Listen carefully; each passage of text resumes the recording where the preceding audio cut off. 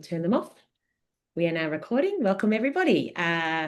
Today's session is called Big Wins from Small Tweaks, and I am really excited to be hosting the session. My name is Annabelle Radigan. I'm from the Institute of Community Directors Australia, and today we have invited GiveNow, who are a part of our community enterprise. They're our neighbours, our friends, and they are the experts on fundraising and donations. So it's a really great session to be hosting and for us all to hear from the experts. So GiveNow, if you don't know much about GiveNow, but some of you probably do know quite a lot, is the first and best all-in-one fundraising platform. So it's going to be a good session, lots of practical tips from my incredible colleagues who live and breathe this every day. I would like to acknowledge as well that the traditional owners of the lands that I am joining you from, the unceded land of the Wurundjeri Wurrung people of the Kulin Nations, and we recognise the unique place held by Aboriginal and Torres Strait Islander peoples as the original owners and custodians of the lands and waterways across Australia. So I encourage you to use the chat. I can see lots of you already, which is awesome. Pop in the traditional owners of where you're joining us from. It's always really beautiful to see all the different places around Australia that you're coming to us from. And also, I'll introduce the fellow speakers, but we have the awesome Michelle who's going to be looking after the chat as well. So use the chat to ask questions and, respond to each other and engage with that. So I will introduce you all in a sec. So let's get to the agenda. So today really we're having a brief look from our presenters looking at the fundraising strategy, the types of online donations and the benefits of online donations. So for those maybe that have attended any community directors sessions and workshops, we talk a lot about fundraising strategy and the 7 pillars of funding. So if that's something you're interested in, obviously they won't touch on it they'll touch on it briefly today, but if you're really interested in it, look for the workshops in 2026 that'll go into a lot more detail around all those different pillars.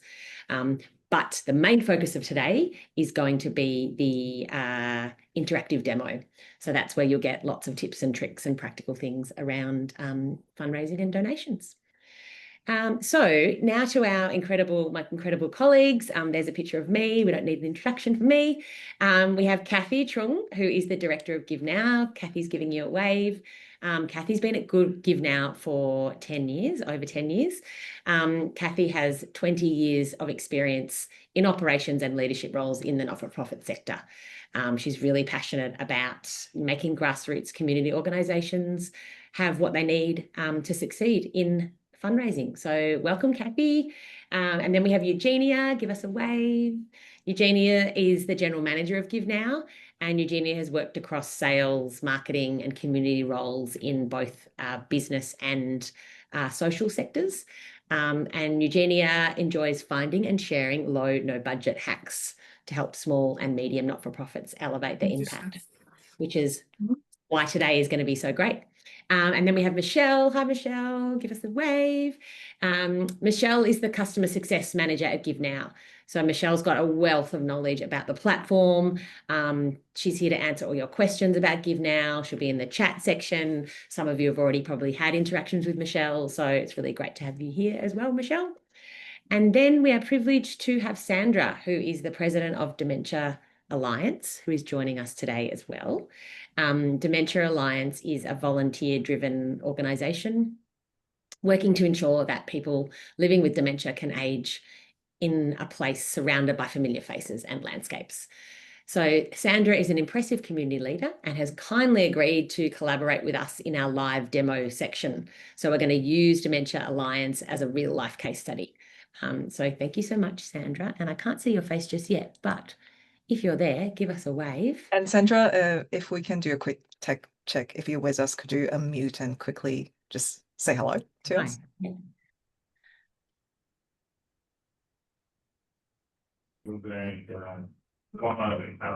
Sorry, I'm here. I can see my face up on the screen, but hello. You're with us. Hey, that's awesome. Welcome, Sandra. Thanks, Sandra. Welcome. And when it comes time, I will also spotlight you as well so people can see you properly. So that's really what we've got in store for you today. And I would love to hand over now to Eugenia from GiveNow. to get started on our session today. Thanks, Eugenia. Awesome. Thank you, Annabelle. And just before I started, just quickly, Kathy and I are actually sitting right next to each other. Don't know if I can get there too. That's my hand. So we're sitting next to each other in our community office today. So we're going to be chipping in every now and then. And if you see us looking sideways, we're actually looking at each other. So let's get started. So like Annabelle mentioned, so we'll touch on the fundraising strategy really quickly today, because the focus today really is about how to set up and how to improve an online donations page. But fundraising strategy is really a good starting point because it kind of provides an overarching piece on online fundraising. So at our community and at GiveNow, we look at fundraising from a holistic point of view, and that's where the 7 pillars of fundraising really comes in. So the 7 pillars are donations, crowd raising, or also known as crowdfunding, membership, events, products and services, partnerships, and grants. And we really encourage community organizations to actually think about fundraising in this kind of holistic view. And the idea really is that don't put all your eggs in one basket, try to diversify the different sources of your fundraising, so you're not taking a big risk, if one or two of these pillars, kind of is impacted, by the broader environment. And on the GiveNow platform as well, which you see in a minute, like we actually we have feature sets kind of supporting all these 7 different pillars. And something else that we encourage not-for-profits to think about is that if you are doing an initiative in one of these categories, so for example, if you're running a fundraising event, try to think about ways that you can also incorporate other pillars. So if you're running an event, could you also promote your membership? Could you, encourage people to become a regular donor? Could you have like a crowdfunding initiative? Or could you sell some of your merchandise, which sits in the products and services category?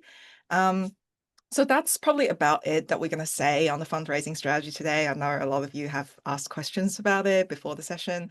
If you want to learn more, you keep an eye on the ICDA website for further training. We also have a fundraising handbook that you can download for free via the QR code or via the link. A copy of the slides will be available to you after the session as well. So that's it on the fundraising strategy, and over to you, Kathy. Hi, so let's get started on online donations. As Eugenia said, we're focusing very specifically on that one pillar today. So what are the most common types of online donations?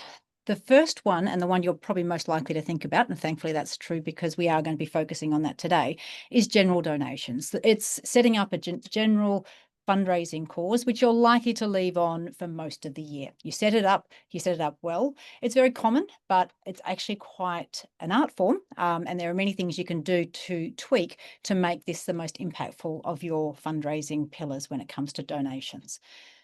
The second most common type of donations are targeted donations. That's where you'll run a particular cause for a period of time because it's related to a specific program or maybe a time of year like end of financial year or Christmas.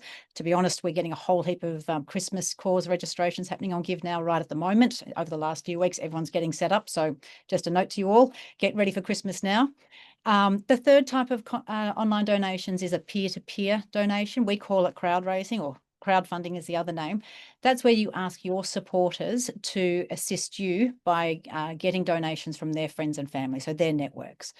It can be for a particular event, or it can be just done for an individual, unique experience that a supporter of yours might come forward suggesting that they use to create a donations page for you. The fourth type of online donation is match donations. That's where you'll have a major supporter, often a philanthropic entity or a commercial business, who says that they're prepared to double or triple any of the donations you get from the rest of your community. Though, to be honest, you use that one with caution. I can mention that maybe a little bit later if people are interested. And then the fifth one is event-based donations. So this is essentially where you have online donations via a QR code at an event because you've got people there, they're excited, they might be participating in other things like auctions or various different merchandise purchases, but you also want to capture donations. And that's where you'll have a QR code that then allows the supporter to go online and make a donation quickly. As I said, that's the different 5, but we're going to be focusing on the first one today, general donations, because that's where most of your fundraising activity will probably be, and is the one that is most useful for most community organisations who are small to medium size here in Australia. Thank you, Kathy. And the last thing we want to touch on really quickly before we go into the demo is actually the key benefits of using a donation platform. I know a lot of the not-for-profits, when you're first starting off, people start by just putting the organization's bank details on the website or using a very simple web form, and that's completely fine as a starting point. And there's really 3 key benefits of using a donation platform. The first one is donor experience. So having a platform really creates that kind of seamless experience for your donors. So they can complete the whole donation actually on your website. So without, going to their phone and opening up a bank app.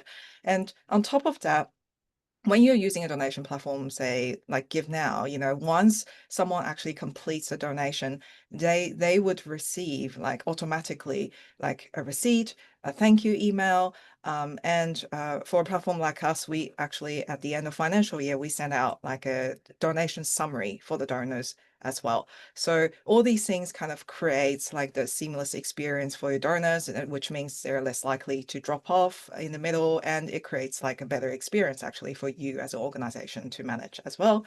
And the second one is really pretty straightforward. It's secure payment. So when you are with a platform, usually, there will be secure payment gateways and, encryptions available, to actually protect personal and sensitive like bank details and credit card details, these kind of information. And so you as an organization really don't have to take on the risk of storing that kind of sensitive data. And the last one is really on reporting and analytics. So when you have a donations platform, you can actually get access to really important insights on donation trends and donor behavior. And also, like if you have an all-in-one platform like GiveNow, that gives you the ability to actually have all the data and information in one place. So you don't have to kind of collect that from different sources and like put them all together. Like we've got that information available for you. Right, back to you again, Kathy. Great. Thank you very much, Eugenia. So now it's demo time. This is where in the registration process, you may have seen the question, which said, is anyone prepared to step forward to be the guinea pig, essentially, for today's workshop? And thank you to all those who offered themselves. We actually ended up chatting to Sandra from Dementia Alliance, and a big thanks to her for giving us the information we needed last week to try to pull together something which is workshop-worthy content to show you how an organisation like Dementia Alliance, doing marvellous work in community, but doesn't have an online donation presence, can create one quite swiftly and do it cleverly with the best opportunity for success. So if you already have an account with us, feel free to shadow us as we go along, because we're going to take you deep into the product just to show you how to do setup in general and how to think about your fundraising strategy in general. We're going to do it via the GiveNow platform. You can log in via givenow.com.au/login. And we look forward to having you come along with us. Awesome. And if you don't have an account with us, you can also quickly register on the website as well. And we'll be screen sharing in the meantime, of course. And I'm just gonna go stop share and change into a different screen where actually I've got the platform available. So just bear with me for 1 second.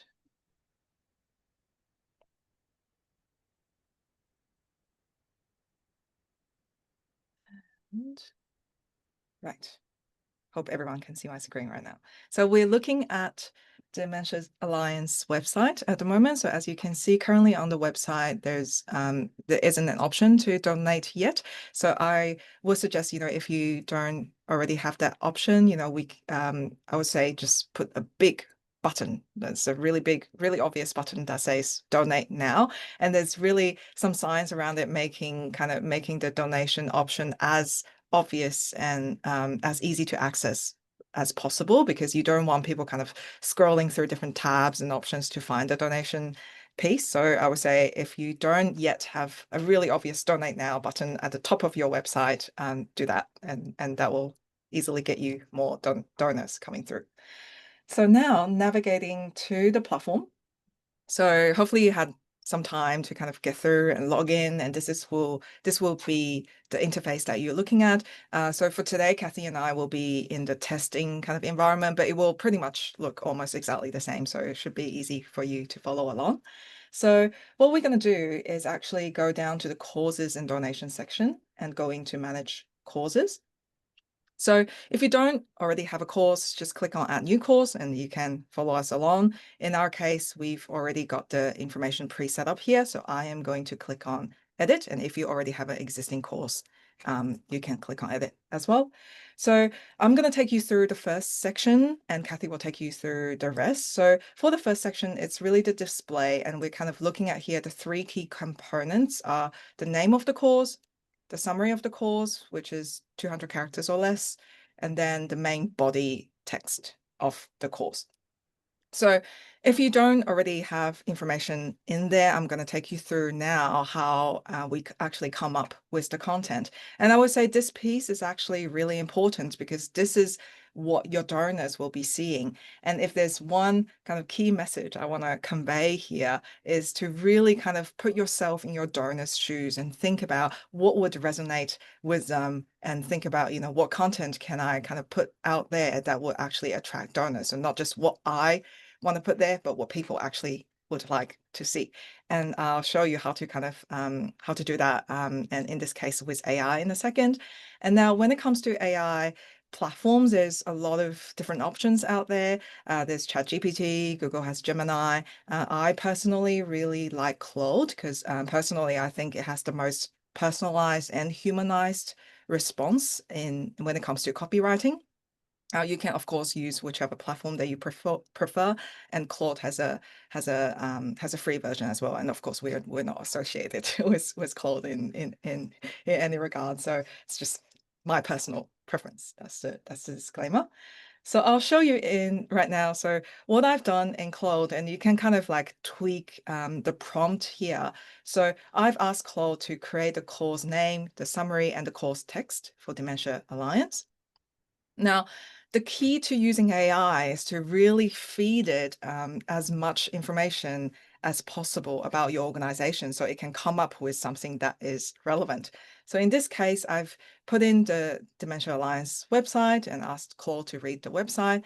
And then here's where it comes in that I can ask Claude to come up with something even a bit better, is using the heart formula. And at GiveNow, we really think that kind of helps you create like a really appealing copy.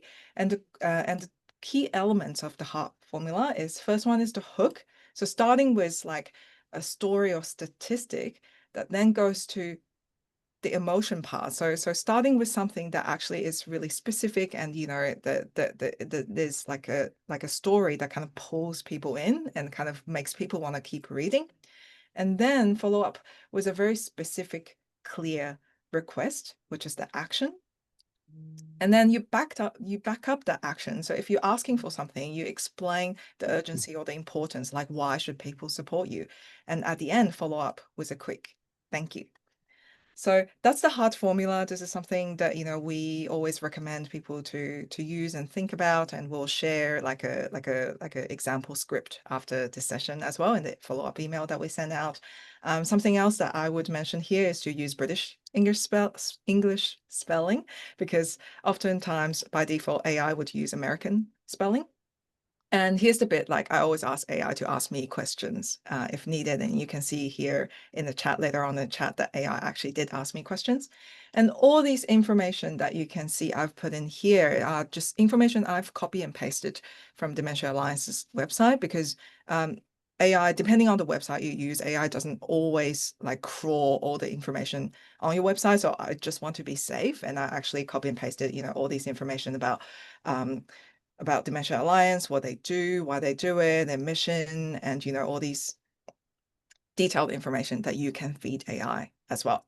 So as you can see here, AI came up actually with the questions because I asked it to ask me questions. So it asked me to specify different things. So it asked me to give it more information about the target donors, about the specific funding priority, about the tone, and about the call to action, which is really great. And then in this case, so because today we're looking at a generic donation campaign, so my answers are related to that. So if you are creating a specific cause, so for example, if you're doing like a Christmas campaign, or if you have a specific project going on, your answers will obviously be a bit different. So here in my response, I asked for, pretty generic, we're targeting like individuals and small businesses. We want to keep it generic. We want the tone to be like warm, human-centered, community-focused, which is based on information that I received from Sandra. And again, for your organization, it might be different. And then I asked it to mention both kind of one-off and recurring donation options. So now we can see that Claude has then, after me answering its questions, came up with the cause name, the summary, and the cause text here. So now I'm not going to obviously read through everything that AR has come across, but we had the opportunity to actually send Sandra the copy that you're seeing here. So Sandra, if you're happy to share with us really quickly, do you have some feedback about what Claude has come up with here? Yes, in the first, if we could just scroll up to a bit higher, Yep. where it says about the organisation. Yep. Yeah. So I've got a the cause name. So you've got support community based dementia care. That's about what we do. I was a little bit confused there when it said cause name. Is that our name as Dementia Alliance, or is it about what we do? Yeah, that's a good question. So if I go back to here quickly, so the cause is kind of like the name of the donation piece or the campaign or the project. So that's different from the name of your organization. So when you register with us, you can see here, I mean, I've kind of created a test account here. So the name of the organization when you register with us will be Dementia Alliance.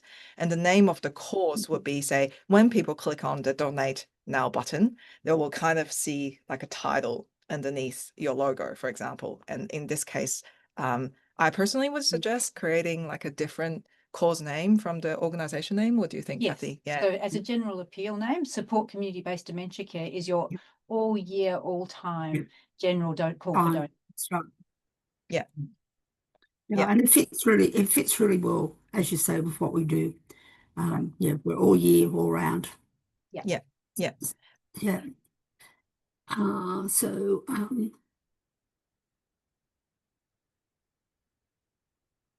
So and we're very much about, I must congratulate Claude too, because Claude's done an amazing job. At first, I just read it through and thought, wow, this is just us to a T. And then Eugenie came back to me, please have a closer look at it and pick up, anything. Well, it was really difficult because it had captured so well what is it we do and what our course is about and what we're trying to do. And I love that the cause bit that he put in about Joan and Joan's story, bringing in what statistics were about dementia. And, they're quite frightening, and dementia is becoming the leading cause of death in Australia. And the really, really shocking thing that we've learnt recently is that 5% of children in primary schools have dementia. So people thought of it as an old person's disease, and it's not. People are being diagnosed younger and younger. In there would be great if we could tweak it a little bit to include perhaps just a one-liner about that it's not an old age disease. Yeah. So, and I also, I think when we chatted earlier before that, you also mentioned something about, mentioning that, the organization is not just for people who has dementia, but also for, carers, supporting carers as well. Yeah. Is that correct, Sandra? Yeah. That's right. So we're about supporting carers and finding out what they need for better support and care. So it's about people with dementia and special needs. We've learnt lived experience lessons on autism and dementia are very, very close.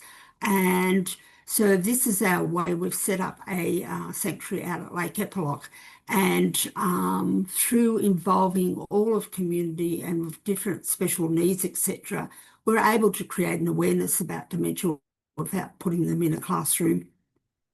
Yeah, awesome. Thank you so much, Sandra. So thanks a lot for the feedback. And so what I'm doing here, right, so is to showcase how, you know, when the AI has given us a copy, and it might be very good already, like what you have said, Sandra, like, but we can always, you know, kind of do some further tweaks. So this bit I actually haven't rehearsed before. So let's see what Claude will come up with. So I've taken Sandra's feedback and say, include a line to mention something about younger people and include something for the carer.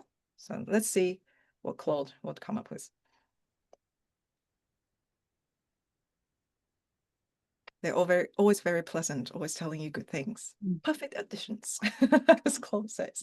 So you can see here now, so Claude has taken in the feedback and say, you know, actually included things about dementia care for all ages, which is awesome. And then it mentioned things about carer support here, which is great as well. So now what I can do is now, so let's say if you already have a course, right? So you're not starting from scratch, this is what I would do. So I would put everything you already have, copy and paste it into AI, and then you put in the heart formula, and then you give it a bit more context and say, improve the copy for me. So this is not just, you know, something that you can use for starting from scratch. You can use it for improvement as well. So I'm not going to do it today, but what you can do here is literally just copy and paste that back into the course text and the summary here. So I'll move on this bit. So what you can also do here is to actually add in some images. So with the cover image, I've just taken an image on Dementia Alliance website, and I kind of just quickly put that into Canva with the specs, and this is what we've got. And I would say if your organization has images of real human faces, or, you know, if you're an animal shelter and you have like cute animals, that's great as well. Use that, because, you know, that it's really awesome, and then it creates like a sense of resonance, and we all like seeing faces. But if not, you know, using some stock images with people, or, you know, with using stock images that kind of like would resemble your community, that's really helpful as well. And if you have YouTube video, put that in here. If not, don't worry about it. And again, here, because this is an ongoing general donations page, I've ticked the ongoing. If it's not, you can untick that one. And going into the contact details, that's really straightforward. So website, email, phone number, if you have one. And this bit on whether you display recent donations on the course page. So I would say when you first getting started, you don't have to tick that. But as soon as you have donations actually coming in, I would really tick that on, because then people can actually see the traction and see the recent donations coming in. And if you want to get kind of even a bit more sophisticated, what I would do is, if you know there are people in your community who are kind of like, I would say, higher value donors, I would, you know, send that to them first, because whatever, you know, the recent amount, donation amounts you see on a donations page actually creates an anchoring effect. So if you see, say, the recent donation amounts are, you know, $5, $10, $25, like, you're more likely to kind of donate to something that's a similar amount. So if your organization has supporters, you know, who are able to actually give you higher donations, I would say send that campaign to them first. So when people see the recent donation amounts, it might be a higher amount, like $50, $100, or $500, and then it actually has an impact on prospective donors in when they choose their donation amount. And Kathy will touch on the donation amounts a bit later on. And here, again, it really depends. If you have a specific cause, you can tick show total amount raised, and then you can kind of put in an amount here. You can even adjust and put in, if you have already raised amount offline, you can show that. So in some ways, when people look at your page, it's not 0%, it's already like, you know, 20, 30% there. So you can play with that. But again, because we're talking about a general donations page here, you don't really need to show the total amount raised, because you don't really necessarily have like a very specific goal. But again, if you have a specific project, or, you know, if you have a specific goal, you can always use that to show the progress, here. So this is my part. And do you have anything to add, Kathy? Or No, I'm happy yeah? to jump into my section now. Awesome. Yeah, so I'll stop share. Okay. Thanks, Eugenia. Oh, sorry, I'm going to swing the microphone around. Thank you very much, Eugenia. So my part of today's discussion is to take you through the donation form specifically. Eugenia has taken through the display, which is a lot about the content and images, the video, which is increasingly popular in 2025. What I want to take you through is the donation form and how you can make small tweaks here to make a significant difference to the total amount of donations raised through your general call for donations. I have spent the last decade and pretty much every other day, if not every day, chatting to community organisations, small to medium-sized Australian grassroots organisations doing wonderful work about how to make sure they get their donation form working as well as possible. And my key message to everybody, and it hasn't changed for a long time, and I am painfully aware that the key thing you need to do when you're creating your donation form, you put all this effort into getting the content great, and now you've got them to this screen where they're about to choose their amount that they get about to pay and put in their payment details. Keep it simple and keep it about your organisation. Like, this should be the easiest part for them. This should be an absolute delight and super seamless, so they push straight through to give you, though, the maximum amount of donation possible. Okay, so how do you do that? I'm going to give you my tips, and as many as I can get in. It's 1:34. I'm going to be as quick as I can. The first thing that your the first question your donor has to think about is this a one-time donation or a regular donation? Now, what I can tell you from GiveNow's experience over the last 10 years, I'd have to say that the average, on average, one-time donations account for 80 to 85% of all activity. So the default behaviour and what they're naturally going to be inclined towards is a one-time donation. So I would have one-time donation clicked on, and I would also make it the default. However, if you're looking to capture regular donors, as you should with your general appeal, don't let it go. Like, even though most people will be coming in for one time, don't let the opportunity of capturing regular donors, because they're really, really valuable to you. The most common regular donation interval chosen by Australian donors remains monthly. It is by far our most popular regular donation interval, and accounts for about 85% of all regular donations. Okay, it's huge. It is by far the most common. If people are thinking about giving regularly, that's what they're going to default to.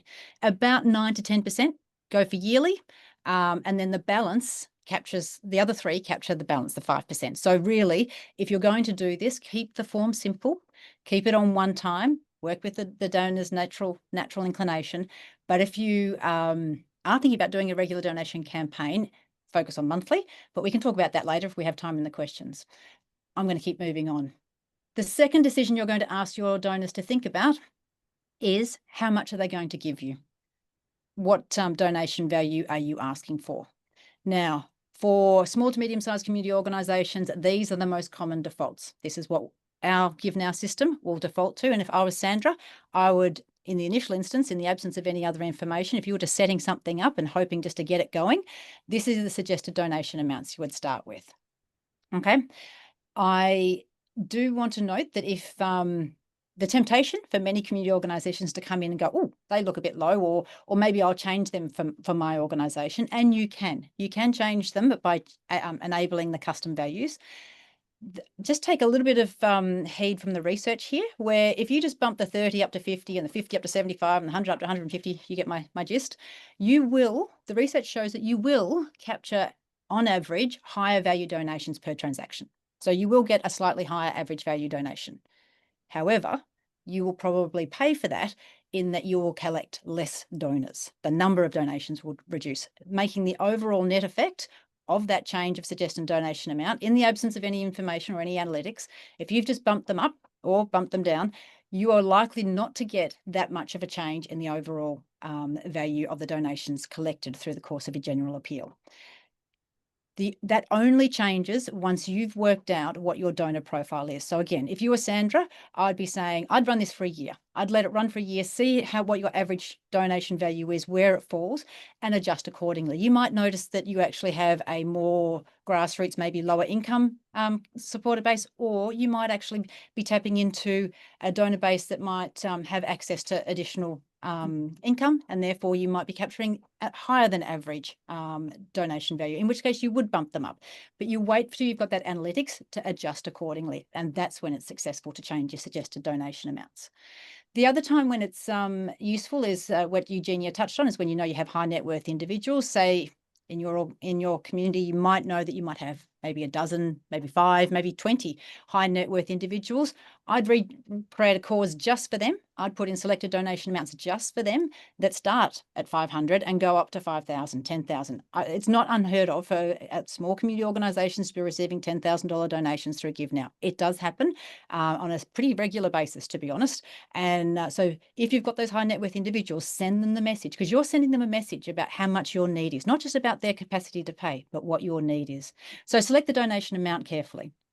But the one thing that I do want to quickly show you is actually that this is a really important technique for everybody to know, is that one of the things that we've discovered is that if you actually put in slightly unique donation amounts that are reflective of your program, and I've done this before, so I'm cheating a little bit here, but it's going to pop up on the side here to show you some of the content that Sandra sent through to us. If I put in slightly unique, slightly different suggested donation amounts, you've sent a message to the donor already that you've thought about this, and you've thought about it in the context of your program expenses. And don't forget, these are people who know you, who want to support you, who actually love your labyrinth garden. They know about your respite care services more than likely, and they want to get in behind and support it.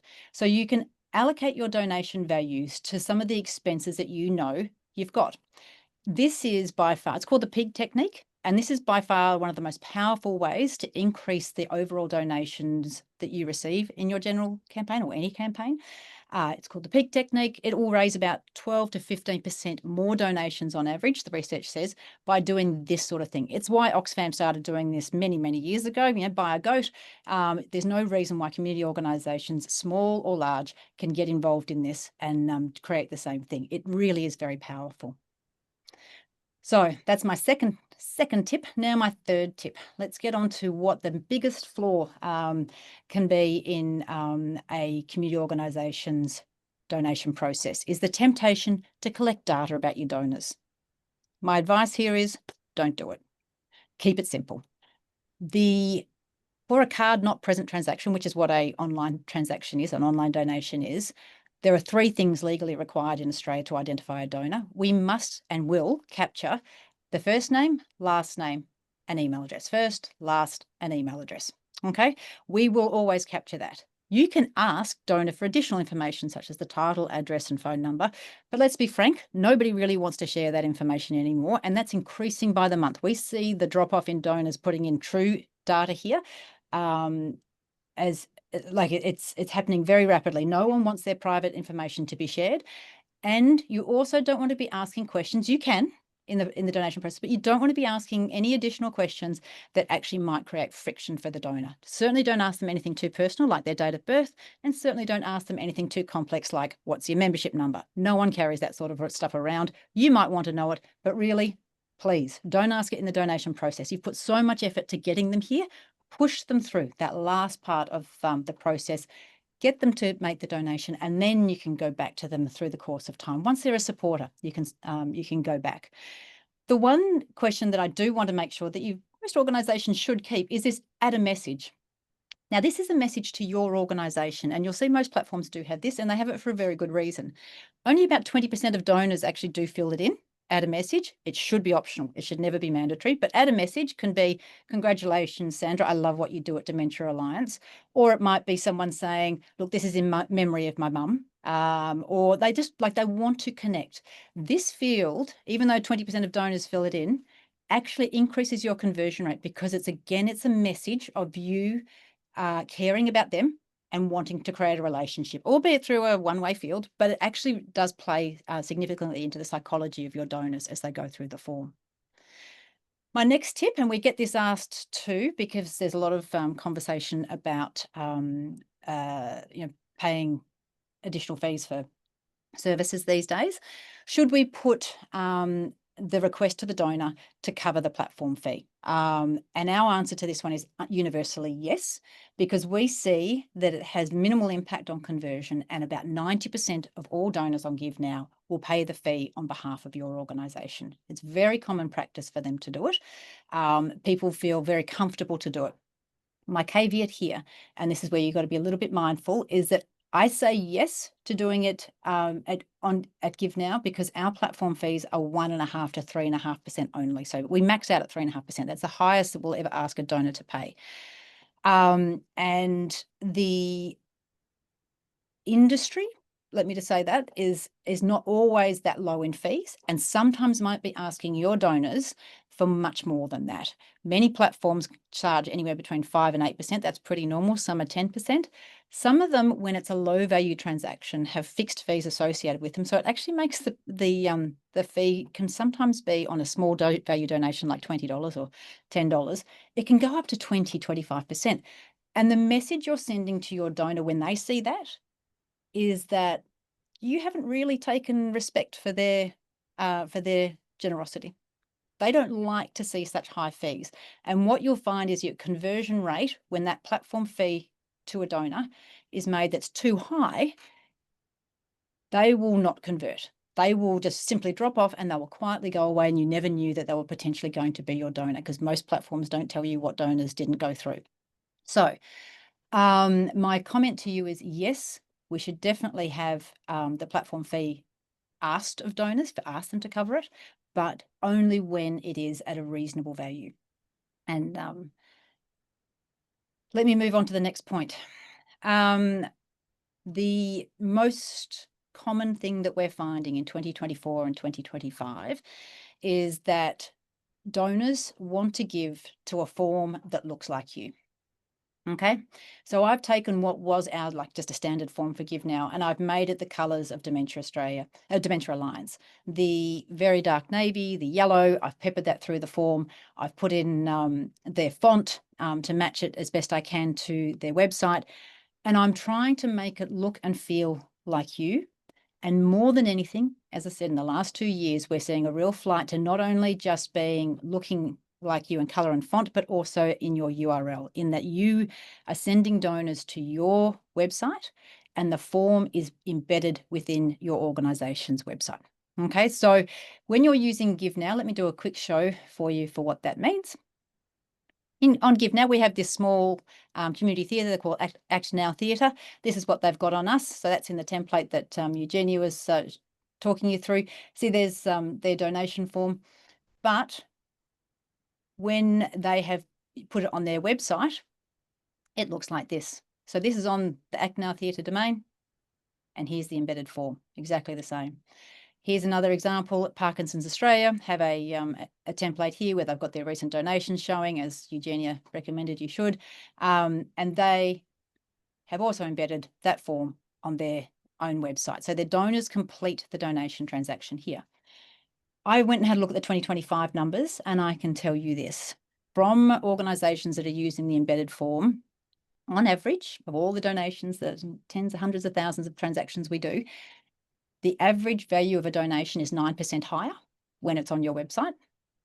And the really fabulous statistic is that the conversion rate is 21% higher. Okay, so 21% of donors, 21% more donors finish the process of going through the donation form. There's something in their psychology. They're surrounded by you. They're thinking about you. They stick with you. Third-party platforms are fine, but you're better. So if anything, I would recommend you definitely take advantage of the opportunity to embed the donation form on your website. It's very simple to do. And then my last comment before I stop talking is, and this is one of my favorite topics. So if anyone's watched one of the GiveNow sessions before, you've probably heard me say this, but I can't implore of you enough. Thank yous may not give you donations in the current campaign, right? The donor's done. They've gone through and they've made their general donation. But a proper thank you policy, process, ownership at the board level or in the staff team, owning the thank you process is going to be nothing but beneficial to you. And it's for two key reasons. One, it is so much cheaper for you and so much less effort. When I use the words cheaper, I mean effort. It's so much less effort for you to retain a donor than it is to acquire a new one. So if you've got somebody who's just given to you, it's not just good manners to say thank you, but it's also good logic to say thank you, because retaining them can't, even if it's just 10% retention of donors, has proven that somewhere between 50 to 100% improve in your lifetime total donor pool value. Like if you can keep on retaining 10% of your donors every year, you're going to, through the course of time, build a much stronger donor base.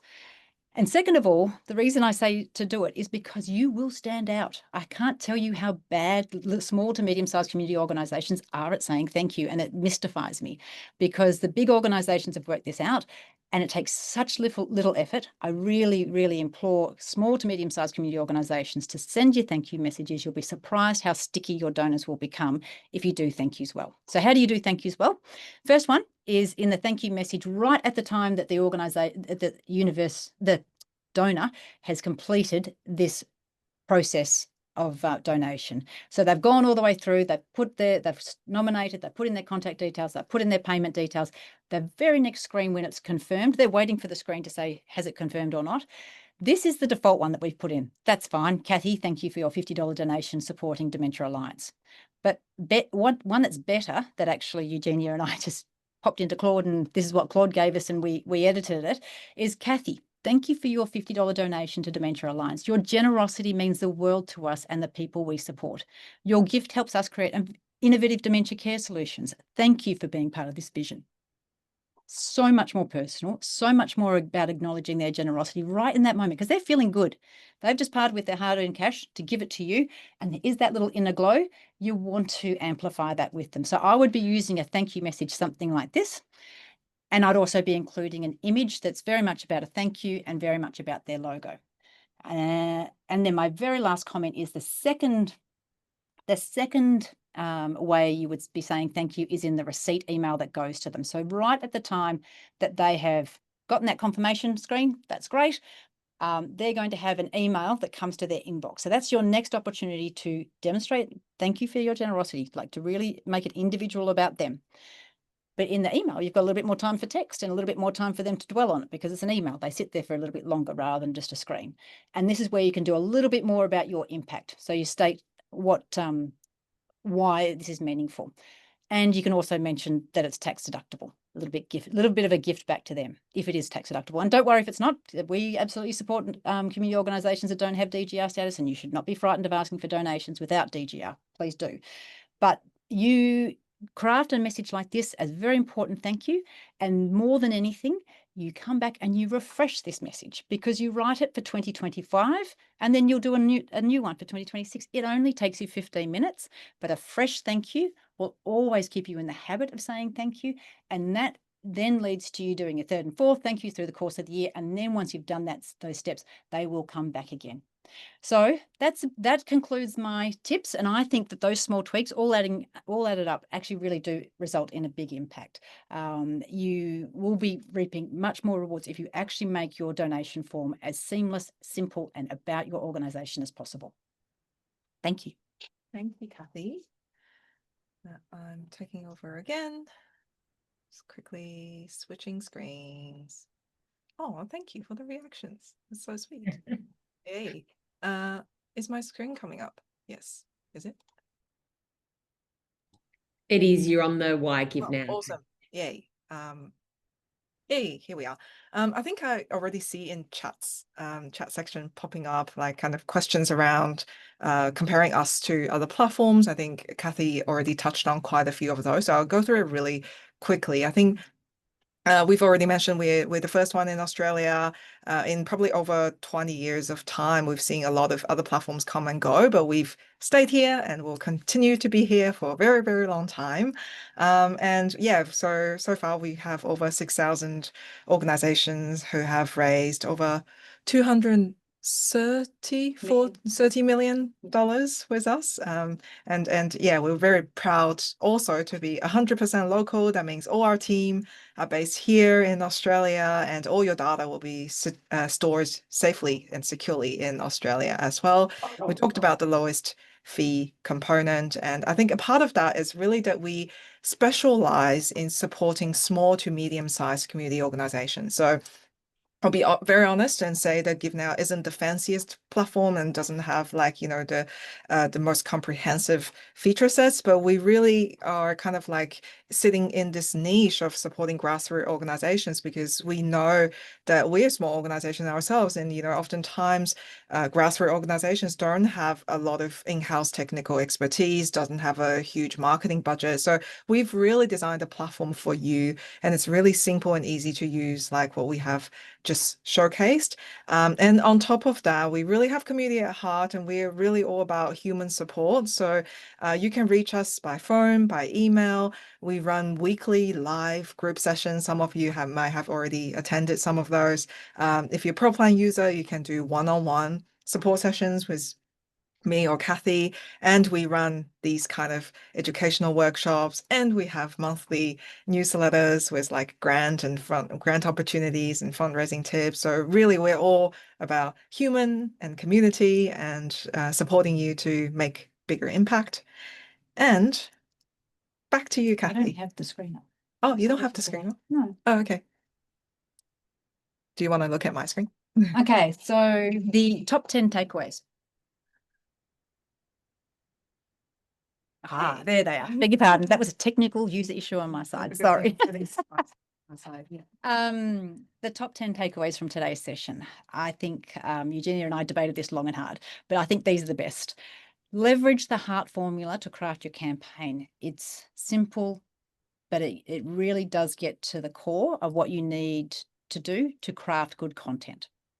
Use appealing images and videos. Faces are great, ideally from your community, like real faces. Make it about your look and feel, your people. But if you can't, use stock images, but ideally faces of your own community are really powerful for your campaigns. AI is your in-house marketing master. It really is excellent. As Sandra, you couldn't have said anything better. I think it continues to excite me when I speak to community organisations about using AI, how useful it is. It is definitely a tool that you should be leveraging in today's day and age. It is well worth the download. And then quickly work with one-time or monthly donations. That's what donors are expecting here in Australia. Customise your suggested donation amounts only when you have done your analytics or when you're using something like the peak technique. Reduce the amount of questions in your donation form. It reduces friction. You will be getting more donors through the process if you make it as simple as possible. Keep the fees low, and by all means, ask donors to cover the platform fee. Of course, you want to take that 3.5%, and that's a great bonus bump in your total donations coming in if you can get 3.5% paid by your donors. But make sure that fee ask is low. Harness social influence, because there's nothing like a license that comes from friends and family to give. Now, today, this week, you saw a date of the person you know come through and make a donation, and they made a $50, $100, $200 donation. That social influence is really impactful and fair. That just shows that you have momentum to your donation campaign. I'd turn on displaying recent donations. Customize the look and feel and put the embedded donation form on your website. I can't emphasize that enough. You definitely see a bump in your total donation value there. And say thank you. You will be very, very pleased with yourself if you do start getting into the rhythm of saying thank you, because your ongoing general online donation strategy will benefit enormously from it. There are our top 10 takeaways. Small tweaks, big wins. That was amazing. Thank you so much, Eugenia and Kathy. Kathy, I know you well. You're not looking at the chat because you're focused. It's going off, and there are so many questions that Michelle has run off her feet. So we've got a few minutes. Do you mind if I just launch in? Eugenia, I know you probably want to talk as well, but just launch in to just highlight a couple of those. Is that all right? We've got time? Yeah. Okay. So there was a couple of questions. I think maybe people were confused or just wanted more information about when you talked about the one-off donations. So specifically Michael asked, but there's a couple of people asking things about like what's the data? Are you seeing one-time donors giving more regularly than like the regular donors, like in terms of the stats? Is there anything? Yeah, one-time donors, I have to say, on average, if you're a one-time donor, they generally come in once a year, I would say is probably the average. Sometimes you'll get a one-off donation from the same person twice in any 12 months, but that's relatively unusual. Like you'd be down to 5 to 10% of all one-time donors would actually come back and give you another one-time donation within the same year. It's almost a mental like it's almost like I've done that now, and I've done that now for a significant period of time. If you've had a one-time donor, sure, they might be back again for your next ask, and I don't know how often you'd be asking, but I would be thinking that's at least 3 or 4 times a year. But often people don't come back that frequently. They've done it for a significant period of time. Okay, and someone else, I think it was Joanna, asked about like, so are you advising then to not remove the one-time donations part? Like, yeah, Don't okay. don't remove it, because Right. that's Yep. like, again, it's the path of least resistance. That's the way they're going to move through, and they become a donor of yours, and then they're on your donor list. They're in your cohort. You can go back to them with confidence at any future time and make them a regular donor in the future, but let them be a one-time donor first. That's okay. And that's more than okay, because you'll get them to an event, or you might get them to make a donation again next year or in 2 years' time, but they might also become a regular donor. And can I do a quick plug on regular donations? It's your show, Kathy. Regular donations. Let me give you the basic nub of it. Monthly donors, they're great. And if you're building your strategy, on average, they give you about $55 a month. And that gives you about $665 a year, $670 a year. Okay. So that's, if you've got a regular donor, that's what they give you. That's why they're valuable. So for the effort you put in, they part with $55 each month, and you get $670. Wonderful. Yearly, they only give you about $350. I'm getting the wind up from Eugenia, but I just want to make a comment. One of the things that surprised me, and it was something that some of the community organisations are starting to do, if you can get low value weekly donations coming in, and you have to run a specific campaign, and you need to put the effort in, and you need to have a little bit of experience in fundraising, et cetera, but the average value of a weekly donation is about $25. Now, if you can hold that donor for a year, that makes them worth $1,300. That's double the value of a monthly donor. Like, there's something about the psychology of giving $25, $26 a week that's okay and accessible, in the same way that $55 a month is accessible, but you actually get double the value from your weekly donors. Just a note to the community sector out there. If you can do it, if you've got the effort, and if you've got the preparedness to put it in and create a weekly campaign, it's well worth your effort. And you can set it up so in the campaign that we've showcased today, like you see the one-off donation is kind of the default option. So you can literally like create a separate course and make the monthly or the weekly option make the weekly option as the default. But if you have more questions, like we do run these like sessions, this kind of sessions like weekly every Tuesday. So there will be opportunities to get through to us and ask more questions about that. But yeah, I'm very conscious of time. So if you can, and we will send out the slides and this link, but if you are still with us, please scan the QR code, give us some feedback on, it's literally only 3 questions, won't take you longer than a minute, on anything we've done well, or anything you want to learn more about, or things we can improve on. So we really appreciate that. And if you had question that hasn't been answered yet, because I think the chat section is going very busy, you can always email us on service@givenow.com.au with your questions. Another way is to pop onto our weekly sessions, and there will be Q&A opportunities available on those as well. Now back to you, Annabelle. And I know that we need to wind up, but I can't let it go without this one question that keeps coming up about embedding the donation form. So for those that are still sticking around, lots of questions about embedding the donation form versus separately hosting a page. Thoughts on that, success rate, stats, anything, or I mean, it is unequivocally what donors expect in 2025. They don't like the idea of third-party platforms. The reality is you have to use one. You're not going to have a little cha-chung machine at your community organisation. You do need to outsource it, but they don't like the idea of it too much being redirected to another platform. So I would highly encourage you to use an embedded donation form. As I said, the stats are 9% increase in average value of donation, 21% increase in conversion. It's compelling. You should be doing it. And it's super simple. Can I say it's kind of like asking your tech person or the person who creates the website to put up a new image for you. It's as simple as that. They copy a piece of code that we give you. Super easy. Like, it's literally copy and paste. It's like copying and pasting an image onto your website, but it will just load the form. You can make any adjustments you want in OrgHQ on the back end of GiveNow, and it will flow automatically through to your form. You don't need to get your tech guy back in again. But once you've got that code there, off you go. And it's secure. It's marvelous. I would strongly, strongly recommend it.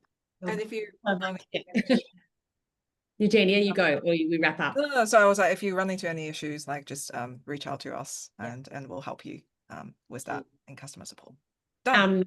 Yeah, and thank you so much. That was amazing. You're both fabulous. So much knowledge, and the chat everyone's been reinforcing that it's been so valuable. So I've learned a lot.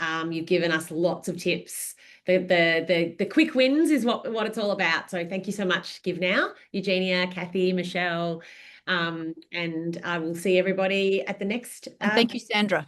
Sandra, yeah, thank you so much, Sandra. Take care, everyone. Bye-bye. Thanks, Annabelle. Thank you. Bye.